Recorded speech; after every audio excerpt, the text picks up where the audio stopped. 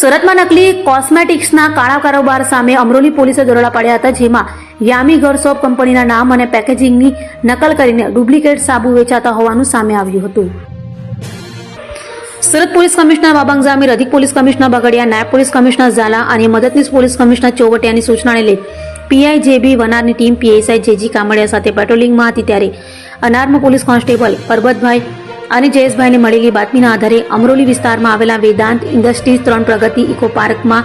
અમરોલી પોલીસે દરોડો પાડી યામી ઘર સોપ જેવી ડિઝાઇન અને પેકેજિંગ ધરાવતા ડુપ્લિકેટ કોઝિન સોપ અને મેજિક સોપ સહિત કુલ 1.81 લાખનો મુદ્દામાલ જપ્ત કર્યો હતો. અમરોલી પોલીસે સ્થળ પરથી ડુપ્લિકેટ સોપ બનાવનાર ઉત્તરાયણના જેમિલભાઈ નરેશભાઈ ભરોડિયાની ધરપકડ કરી હતી અને તેની સામે કોપીરાઇટ એક્ટ હેઠળ ગુનો નોંધી વધુ તપાસ હાથ ધરી હતી.